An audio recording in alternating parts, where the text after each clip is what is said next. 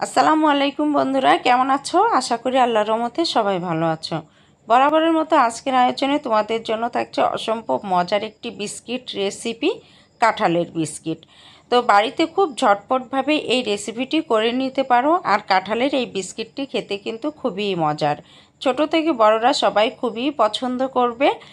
তো বন্ধুরা, ভিডিওটি না টেনে স্টেপ বাই স্টেপ দেখতে থাকো কিভাবে তৈরি করেছি এই অসম্ভব মজার কাঁঠালের বিস্কিট।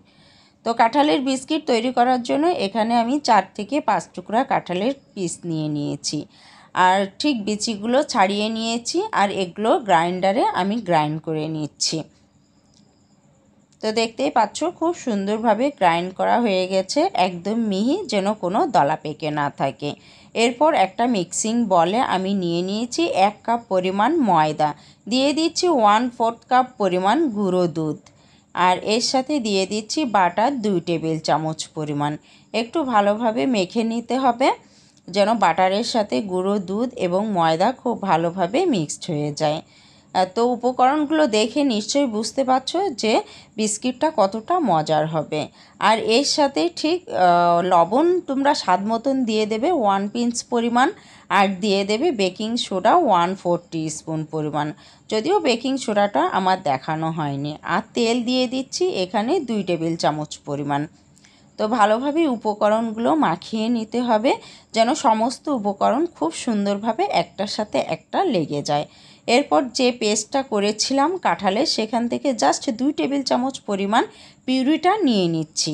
এরপর ভালোভাবে একটু মথে নিতে হবে। তো খুব সুন্দরভাবে মথে নিচ্ছি, আর এর মধ্যে আমি অন্য কোনো ফ্লেভার অ্যাড করিনি। আর দিয়ে দিচ্ছি মিষ্টতার জন্য চিনি 1/4 কাপ পরিমাণ। ভালোভাবে মেখে নিচ্ছি। আমি চিনিটা আগে থেকে গ্রাইন্ডারে গ্রাইন্ড করে নিয়েছিলাম।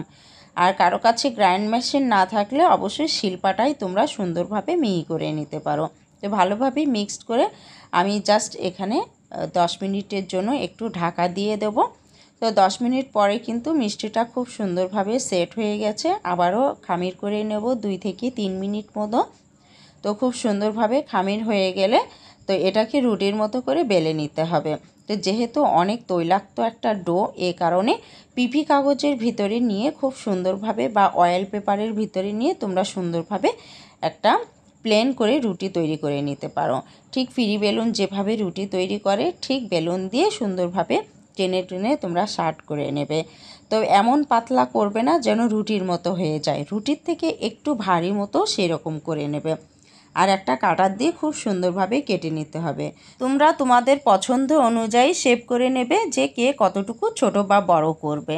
তো আমি মিডিয়াম আঁচে বেশ গোল গোল করে সুন্দর করে বিস্কুটের একটা আকার নিয়ে নিয়েছি। তো এভাবে সবগুলো কেটে নিতে হবে। আর আজকে কিন্তু আমরা চুলায় তৈরি করব এই বিস্কিট। তো আগে থেকে এখানে লবণ দিয়ে পাত্রটা গরম করতে দিয়েছিলাম। এভাবে তোমরা চুলায়ও করে নিতে পারো, যে কোনো পাত্রে এভাবে বালি বা লবণ দিয়ে গরম করে এর ভিতরে জাস্ট পাত্রটি বসিয়ে দিতে হবে। বিস্কিটের 10 মিনিট পরেই দেখা যাবে খুব সুন্দর বিস্কিট তৈরি হয়ে গেছে। দেখো খুব সুন্দর একটা কালার এসেছে, আর এর ফ্লেভারটাও কিন্তু খুব সুন্দর। আমি কিন্তু বাড়তি কোনো ফ্লেভার দিইনি, আবার রঙও দিইনি, কিন্তু এই বিস্কিটটা খেতে অসম্ভব মজার। বাড়িতে একবার হলেও ট্রাই করে দেখবে, যে খেতে খুবই ভালো লাগবে। এভাবে অনেক সময় অল্প উপকরণে পরিবারে খুব সুন্দর আনন্দ নিয়ে আসতে পারে। তো বন্ধুরা, আমি ভেঙে দেখিয়ে দিচ্ছি যে কতটা সুন্দর ক্রিস্পি হয়েছে। তো বন্ধুরা, যদি আমার ভিডিওটি তোমাদের ভালো লেগে থাকে তবে অবশ্যই চ্যানেলটিকে সাবস্ক্রাইব করে পাশে থেকো এবং ফ্যামিলি এবং ফ্রেন্ডদের সাথে শেয়ার করতে ভুলো না। তো সে পর্যন্ত ভালো থেকো, সুস্থ থেকো, আল্লাহ হাফেজ।